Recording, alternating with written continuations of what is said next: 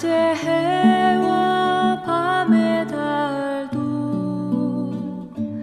너를 해치 못하리. 하나님은 너를 지키시는 자, 너의 환난을 면케하시니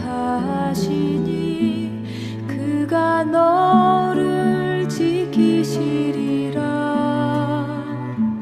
너의 출입을 지키시리라. 눈을 들어 산을 보아라. 너의 도움 어디서 오나. 천지 지으신 너를 만드신 여호와께로다.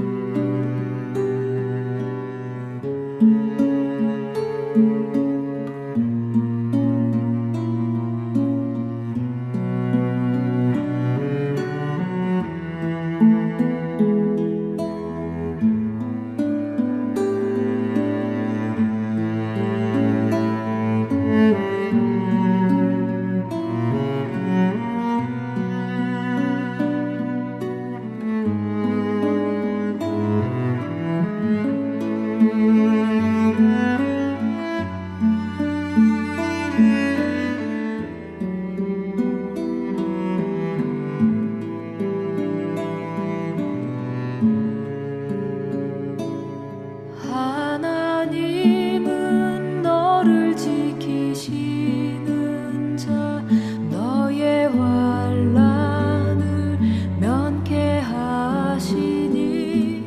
그가 너를 지키시리라. 너의 출입을 지키시리라. 눈을 들어 산을 보아라. 너의 도움 어디서 오나. 천지 지으신 너를 만드신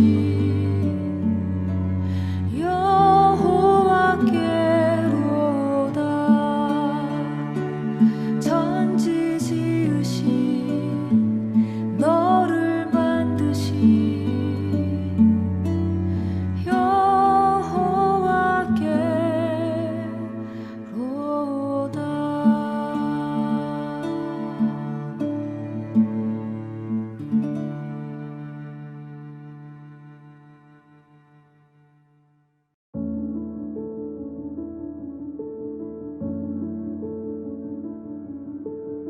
나 다니엘에게 처음에 나타난 환상 후 벨사살 왕 제3년에 다시 한 환상이 나타나니라. 내가 환상을 보았는데 내가 그것을 볼 때에 내 몸은 엘람 지방 수산성에 있었고 내가 환상을 보기는 을레 강변에서이니라. 내가 눈을 들어본즉 강가에 두 뿔 가진 순양이 섰는데 그 두 뿔이 다 길었으며 그중 한 뿔은 다른 뿔보다 길었고 그 긴 것은 나중에 난 것이더라. 내가 본즉 그 순양이 서쪽과 북쪽과 남쪽을 향하여 받으나 그것을 당할 짐승이 하나도 없고 그 손에서 구할 자가 없으므로 그것이 원하는 대로 행하고 강하여졌더라. 내가 생각할 때에 한 순념소가 서쪽에서부터 와서 온 지면에 두루 다니되 땅에 닿지 아니하며 그 염소의 두 눈 사이에는 현저한 뿔이 있더라.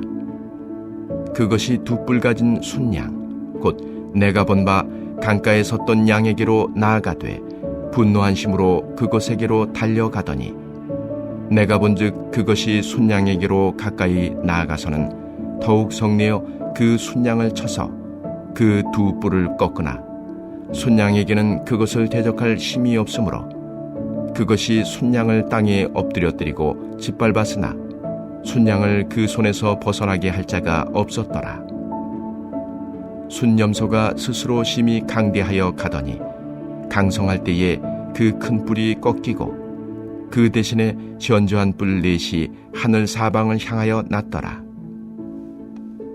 그중 한 뿔에서 또 작은 뿔 하나가 나서 남쪽과 동쪽과 또 영화로운 땅을 향하여 심히 커지더니 그것이 하늘 군대에 미칠 만큼 커져서 그 군대와 별들 중에 몇을 땅에 떨어뜨리고 그것들을 짓밟고 또 스스로 높아져서 군대의 주제를 대적하며 그에게 매일 드리는 제사를 없애버렸고 그의 성소를 헐었으며 그의 악으로 말미암아 백성이 매일 드리는 제사가 넘긴 바 되었고 그것이 또 진리를 땅에 던지며 자의로 행하여 형통하였더라.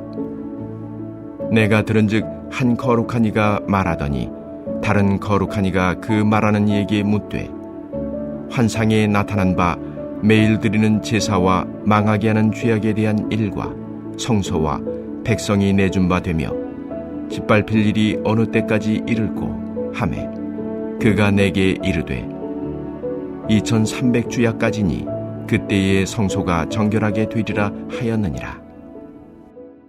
아멘. 사랑하는 전주 안디옥 교회 성도 여러분, 오늘도 함께 말씀을 나눌 때에 그 말씀을 통하여 우리 마음판에 주님의 음성이 새겨지기를 소망합니다. 얼마 전까지만 해도 미국 대통령 선거 결과를 놓고 온 세계가 주목했습니다. 도널드 트럼프 대통령이 계속해서 연임을 할 것인가, 아니면 또 다른 대선 후보로 나온 조 바이든이 미국의 새로운 대통령이 될 것인가, 온 세계가 주목했습니다. 선거 결과에 대한 정식 발표와 취임식은 내년에 진행됩니다. 우선 개표 결과에 승리한 조 바이든이 미국의 새로운 대통령으로 당선된 것은 사실입니다. 그런데 여러분, 왜 전 세계는 남의 나라인 미국 대통령 선거에 주목을 하고 있을까요? 바로 미국이 오늘날 전 세계에 막대한 영향력을 행사할 수 있는 강대국이기 때문입니다. 누가 미국의 대통령이 되느냐에 따라 미국과 관계 맺고 있는 우리나라가 엄청난 이익을 얻게 되기도 하고 반대로 막대한 손실을 보게 되기도 합니다. 멀리 미국까지 볼 것도 없습니다. 우리나라만 해도 누가 대통령으로 당선되느냐에 따라 기관이나 기업, 단체, 지역, 그리고 개인에게까지 이익이나 손해가 될 수 있습니다. 결론적으로 우리 모두는 이 세상에 권력을 가진, 영향력을 가진 존재들에게 굉장히 민감하다는 것입니다. 민감하게 생각하고 민감하게 반응하고 있다는 것입니다. 그런데 여러분, 오늘 우리가 나눌 다니엘서 8장 1절에서 14절까지의 말씀을 보면 하나님께서는 자녀인 저와 여러분이 우리에게 영향력을 행사할 힘이 있는 국가, 단체 또는 권력자 또는 어떠한 상황이 다가오더라도 그것들의 마음을 뺏기거나 혼란스러워하지 말라고 말씀하십니다. 나의 아들들아, 나의 딸들아, 세상에 너희에게 영향력을 행사하는 존재들이 너무도 많다. 그러나 어떠한 상황 속에서도 너희는 좌로나 우로나 마음을 빼앗기지 말고 오직 나 여호와에게 시선을 고정하라. 이것이 바로 오늘 말씀의 결론입니다. 이 말씀을 통해 하나님께서 저와 여러분의 마음판에 새겨주고 싶은 음성인 것입니다. 그럼 진리에 대한 깨달음을 얻기 위해 본문을 함께 살펴보겠습니다. 다니엘은 신바벨론 제국의 최후의 왕인 벨사살 왕 즉위 3년 차에 하나님이 보여주시는 두 번째 환상을 경험하게 됩니다. 다니엘이 환상 중에 보니 강가에 두 뿔을 가진 숫양이 서 있습니다. 이 숫양은 너무도 강력했고 당해낼 짐승이 아무도 없어 보입니다. 오늘 본문 8장 1절에서 4절까지 등장하는 이 숫양의 환상이 의미하는 것은 다음과 같습니다. 숫양이 두 뿔 중 짧은 뿔은 메대고 긴 뿔은 바사입니다. 메대와 바사 제국이 너무도 강력해서 현재 다니엘이 포로로 몸담고 있는 신바벨론 제국을 멸망시킬 것이라는 계시입니다. 씨앗이 땅에 심겨지면 반드시 열매 맺듯이 숫양의 환상은 다니엘에게 임한 그 말씀은 어김없이 이루어집니다. BC 539년에 메대왕 다리오와 바사왕 고레스 2세가 함께 신바벨론 제국을 정복합니다.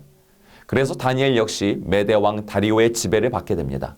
이 메대왕 다리오가 바로 다니엘을 사자굴에 넣었던 인물이죠.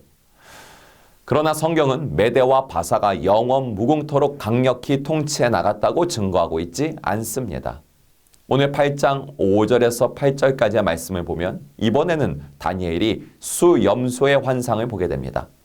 이 숫염소는 그 어떤 짐승들도 굴복시키며 날뛰던 2개의 뿔을 가진 숫양에게 분노하며 돌진하기 시작합니다. 다니엘이 보니 숫양을 향해 맹렬한 분노로 돌진하는 숫염소는 다리가 땅에 닿지 않은 채 돌진하고 있습니다. 염소의 다리가 땅에 닿지 않았다는 것은 돌격하는 데 있어서 그 어떤 것도 염소를 막을 수 없을 만큼 염소는 강력한 힘을 가진 존재라는 것을 의미합니다. 결국 이 강력한 숫염소는 2개의 뿔을 가진 숫양을 짓밟아 버립니다. 염소는 그토록 강해 보이던 숫양의 2뿔을 부셔버립니다. 바로 이 숫염소가 헬라 제국입니다. 숫염소는 숫양에게 향해 돌진할 때 다리가 닿지 않았다는 것은 헬라 제국이 엄청난 기세로 다른 제국들을 정복해 나가는데 아무런 장애물이 없었다는 것입니다. 염소가 양을 짓밟고 숫양의 2뿔을 부러뜨렸다는 것은 역시 실제로 이루어집니다. 헬라 제국은 BC 331년에 메대 바사를 정복합니다. 다니엘이 집중해서 보니 염소의 2눈 사이에는 현저한 뿔이 보였습니다. 현저한 뿔이라는 건 뛰어난 권세를 가리킵니다. 즉 헬라 제국의 대승을 이끌고 다닌 알렉산더 대왕을 가리키는 거죠.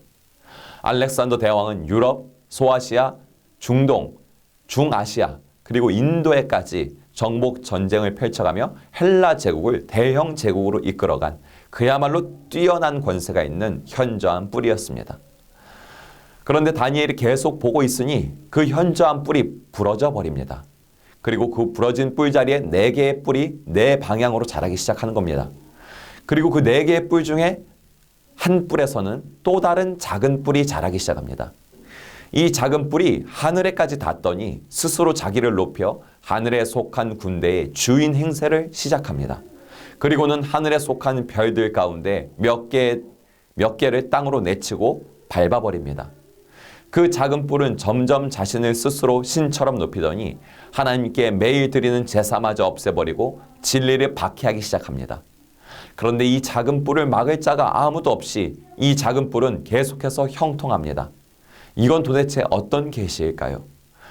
염소의 현저한 큰 뿔, 즉 뛰어난 큰 뿔이 부러져 버린 것은 헬라 제국의 알렉산더 대왕이 열병으로 죽은 것을 의미합니다. 큰 뿔이 부러진 자리에 4개의 뿔이 솟아난 것은 알렉산더 대왕 죽음 이후에 대영 제국이 4왕국으로 분열되었음을 의미합니다. 그리고 4개의 뿔 중 어느 한 뿔에서 솟아난 작은 뿔은 안티오쿠스 4세 에피파네스라는 인물을 가리킵니다. 안티오쿠스 에피파네스는 성품이 매우 천박했다고 기록이 되어 있습니다. 그러나 군사를 다루는 재능이 뛰어나서 정복 전쟁에 많은 승리를 거둔 것입니다.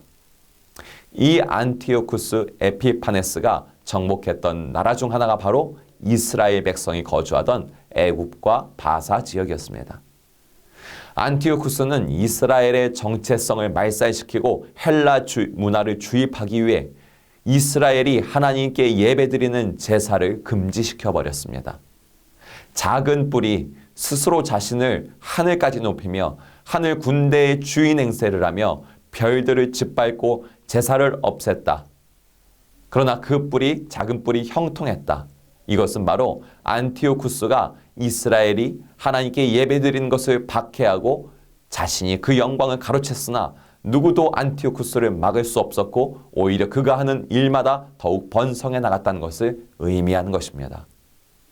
여러분, 하나님은 악인의 형통을 영원 무궁하도록 내버려 두시지 않는 분입니다. 공중권세 잡은 권력자에게 반드시 하나님의 심판이 기다리고 있다고 성경은 다음과 같이 증거합니다. 다니엘이 환상 중에 보니 천국의 거룩한 자로 여김받는 존재가 또 다른 거룩한 자로 여김받는 존재에게 대화를 시작합니다. 도대체 저 작은 뿔 안티오쿠스가 하나님의 이스라엘 백성을 박해함이 언제까지 지속될까요? 라고 질문하며 서로 대화합니다. 다니엘이 천사들끼리 안티오쿠스의 이스라엘 말살 정책에 도대체 언제까지 진행될 것이냐는 대화하는 것을 듣고 있었습니다. 그런데 그 대화를 듣고 있는 다니엘에게 천사가 직접 대답을 합니다. 그 날이 2300주야 동안은 지속될 것이다. 그러나 2300주야가 지나면 하나님의 성전은 다시 깨끗하게 될 것이다. 다시 회복될 것이다. 2300주야가 가리키는 기간에 대한 해석은 성경마다 다양합니다. 문자 그대로 2300일을 해석하는 견해도 있고 주야를 1일로 합쳐서 2300을 반으로 나누면 3년 반이라는 견해도 있습니다. 또한 주야를 1년으로 계산해서 2300년이라는 해석도 있습니다. 우리가 주목해야 될 것은 2300주야가 가리키는 기간이 얼마나는 것이 아닙니다. 작은 뿔 안티오쿠스가 하나님을 대적하면서도 형통하게 번성해 나가는 기간이 한정되어 있다는 것입니다. 반드시 심판이 예비되어 있다는 것입니다. 이 계시의 말씀 그대로 마카비우스 형제에 의해 안티오쿠스 군대는 격퇴당하고 BC 164년 예루살렘 성전은 다시 정결하게 되고 하나님께 다시금 올려드리는 재봉헌식을 하게 됩니다. 안티오쿠스가 제우스를 숭배하는 신전으로 더럽혔던 예루살렘이 다시 하나님을 예배하는 거룩한 성전으로 정결케 될 것이라는 회복과 깨끗게 되는 날이 반드시 올 것이라는 천사들의 계시가 성취된 것입니다. 다니엘에게 환상을 통해 계시를 주시고 다니엘이 묵시를 기록하고 그 묵시를 오늘날 우리가 함께 나누고 있도록 인도하시는 하나님의 마음이 여러분 느껴지시고 깨달아지십니까? 우리는 급변하는 세상 속에서 대세를 따라가기에 바쁜 삶을 살고 있습니다. 그 옛날 바사와 메대가 흥할 때에는 바사와 메대로부터 살아남기 위해 촉각을 곤두세우고 있다가 다시 알렉산더 대왕이 이끄는 헬라 제국이 대세를 잡았을 때는 그 흐름에 맞추려고 발빠르게 대처했다가 또다시 안티오쿠스가 칼을 휘두르며 박해하자 두려워하며 하루하루를 두려움과 눈물 속에 살았던 그 옛날 그 사람들의 모습이 바로 오늘날 우리들의 모습이라는 것입니다. 급변하는 세상 속에서 공중권세 잡은 사단의 영향력을 받는 이 세상에서 우리는 세상의 풍조와 권력에 발맞춰 살려고 부단히도 뜀박질하며 때로는 두려워하며 때로는 눈물 흘리곤 합니다. 저와 여러분 안에 그러한 모습들이 있다는 것입니다. 그러나 천상에서 하나님의 나라에서 거룩한 존재들로부터 이러한 소리가 들려옵니다. 공중권세 잡은 사단과 그를 따르는 자들 그리고 세상 풍조를 2300주야 그때까지 번성하도록 타락에 빠져있는 모든 자들 그것은 영원히 존재할 수 없다. 여호와의 심판이 그들에게 기다리고 있다. 박해받고 눈물 흘리던 자들이 반드시 회복되며 거룩해 될 날이 올 것이다. 여러분 우리는 다니엘이 천사들로부터 전해들은 이 심판과 회복의 음성을 오늘 말씀을 통해서 다시금 듣고 있습니다. 우리는 다니엘이 들었던 계시의 음성을 예수님의 입을 통해서 다시 들은 자들입니다. 예수님은 우리에게 이 땅에 오셔서 이렇게 말씀하셨습니다. 마태복음 24장 29절에서 30절까지의 말씀입니다. 그날 환난 후에 즉시 해가 어두워지며 달이 빛을 내지 아니하며 별들이 하늘에서 떨어지며 하늘의 권능이 흔들리리라.